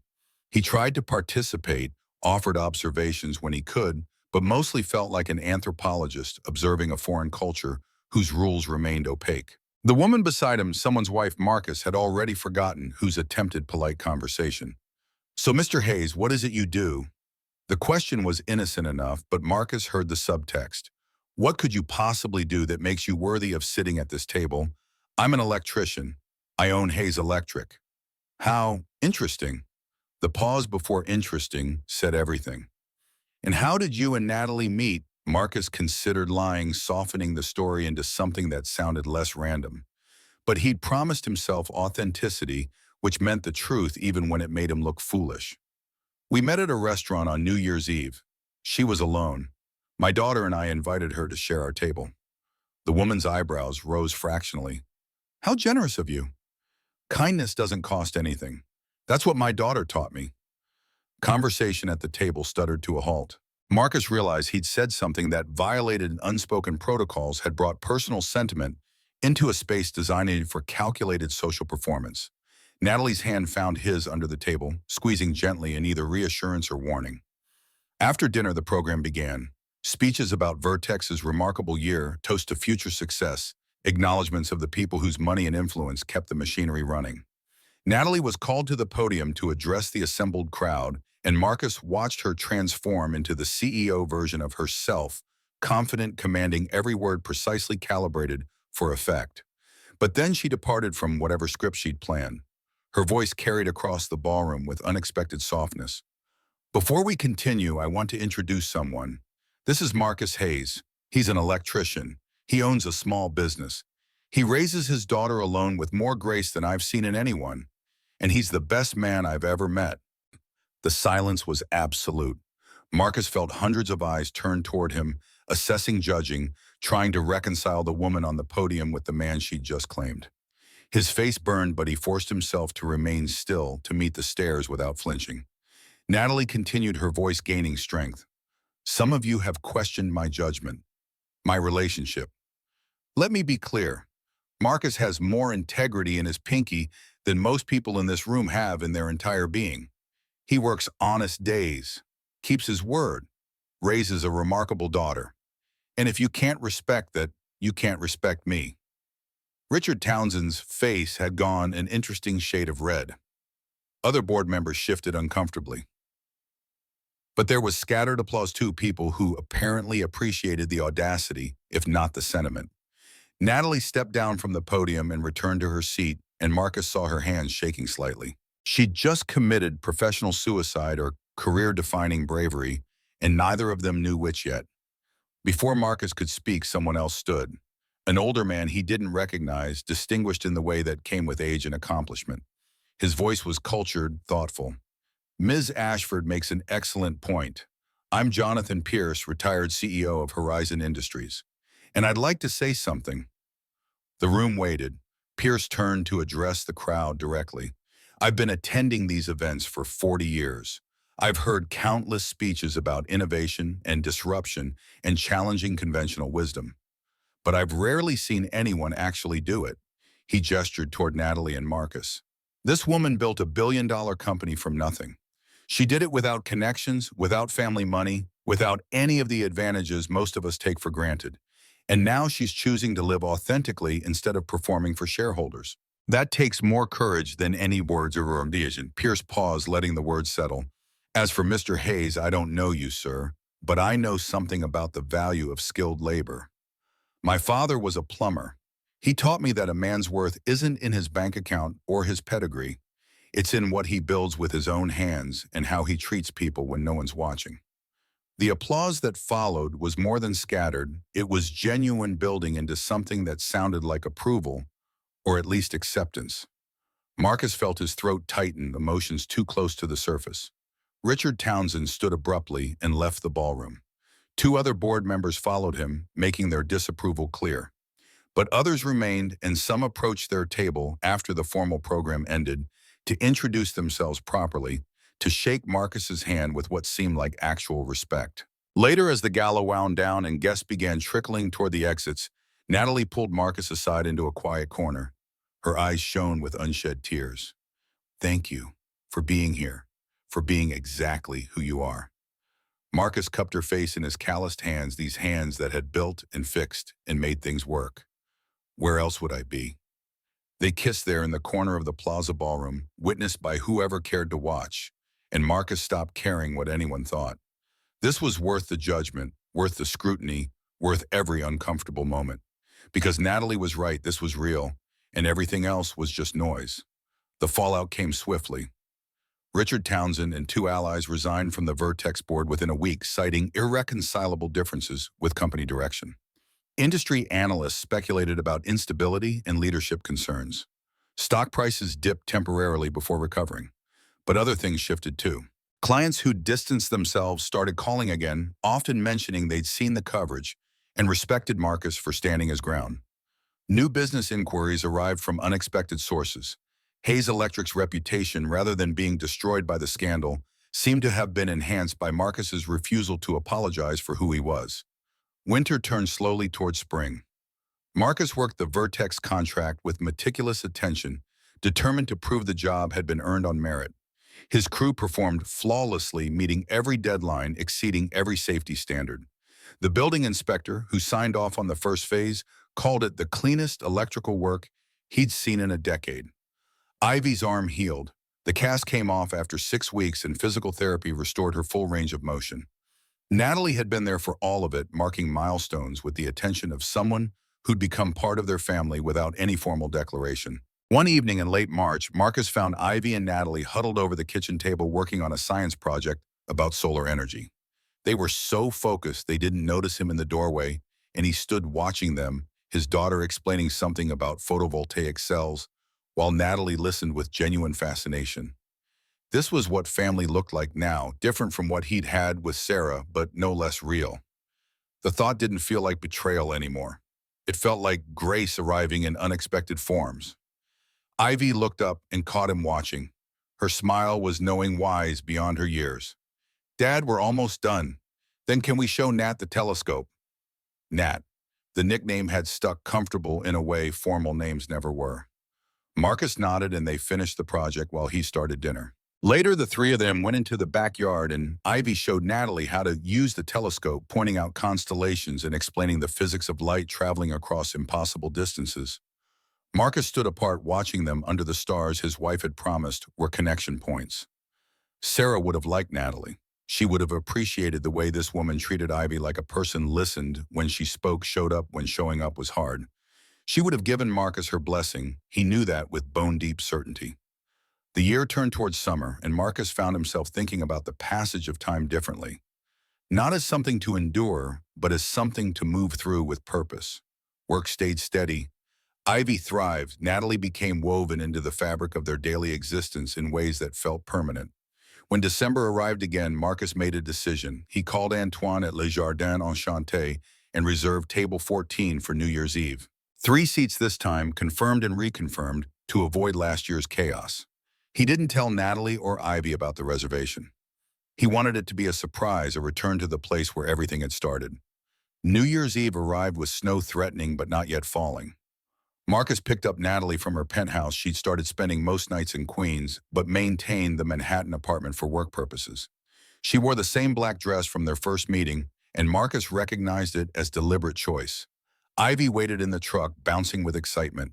At 11 now, she'd grown taller, her face losing some of its childhood roundness. But her enthusiasm remained undimmed. The drive into Manhattan felt different this time. Marcus wasn't anxious or uncertain. He was coming home to a tradition that had evolved, expanded to hold more love than he'd thought possible after Sarah. Le Jardin Enchanté looked exactly as he remembered, warm light spilling onto the sidewalk, the same elegant entrance, the same promise of belonging. Antoine greeted them with genuine warmth. "Mr. Hayes, Miss Ashford, Miss Ivy, welcome back. Table 14 is ready." They settled into their seats and the déjà vu was intentional and comforting. Same view, same table, everything and nothing the same. Marcus looked across at Natalie and saw her eyes shining with emotion. Ivy broke the moment with characteristic directness. This is where it started. Natalie reached across the table and took both their hands. "Best accident of my life." They ordered chicken tenders, for Ivy ribeye, for Marcus salmon for Natalie. The repetition felt like ritual, grounding them in continuity while acknowledging how much had changed. Conversation flowed easily now. No awkwardness, just the comfortable rhythm of people who knew each other's stories and were building new ones together. As midnight approached, Ivy surprised them both with an announcement. "I have something to say." Marcus and Natalie exchanged glances. Ivy pulled out a folded piece of paper from her pocket and smoothed it on the table. Her science fair project from last month, first place in her age division. "I won because Nat helped me understand the concepts, and Dad helped me build the display. And I realized something." She looked between them with Sarah's solemn intensity. "You're both my family now. Not just Dad and his friend. Real family." Natalie's hand went to her mouth, tears threatening. Marcus felt his own eyes sting. They'd been dancing around this truth for months, everyone knowing it, but no one naming it directly. Ivy continued, her voice steady. "So I wanted to ask officially, Nat, can I just call you Nat, not because you're replacing, nobody could do that, but because you're yours, you're ours." The grammar was mangled, but the sentiment was perfect. Natalie came around the table and knelt beside Ivy's chair, pulling her into a careful hug. "I would be honored." Marcus watched them, these two people who'd become his world in different ways, and together created something larger than their individual pieces. He reached into his jacket pocket and felt the small box he'd been carrying for 3 weeks, waiting for the right moment. This was the right moment. He stood, and both Natalie and Ivy looked up at him with questions in their eyes. His heart hammered against his ribs, fear and certainty colliding. "Actually, I have something too." Marcus pulled out the box and knelt beside Natalie, who'd gone very still. The ring inside was simple white gold with a modest diamond. Nothing ostentatious. He'd designed it himself, had it made by a jeweler in Queens who owed him a favor. Words he'd rehearsed for weeks evaporated, and Marcus surrendered to speaking from the heart. "Natalie Ashford, a year ago you walked into this restaurant alone. Ivy and I invited you to sit with us, and you changed everything. You showed me that grief doesn't have to be the end of the story, that love can grow in the spaces loss carves out, that two broken people can build something whole." Natalie was crying openly now, and Ivy had both hands pressed to her mouth. Marcus continued, his voice rougher. "You've been there for us when you had no obligation to be. You've loved my daughter like she was yours. You've made me believe in possibilities I thought I'd lost forever. Will you marry me?" The silence stretched for a heartbeat, 2-3. Then Natalie was nodding, tears streaming, her voice breaking on the word. "Yes, yes, Marcus, yes." Marcus slipped the ring onto her finger, and it fit perfectly because he'd stolen one of her other rings to get the size. They kissed while Ivy cheered, and the restaurant erupted in applause from guests who'd been watching the drama unfold. The countdown began moments later. The three of them moved to the window, same positions as last year, but transformed by everything that had happened between then and now. 10-9-8. Marcus held Natalie's hand and felt the ring press against his palm. 7-6-5. Ivy gripped both their hands, completion of a circle. 4-3-2. Marcus thought about Sarah, about the promises kept and the new ones being made. 1.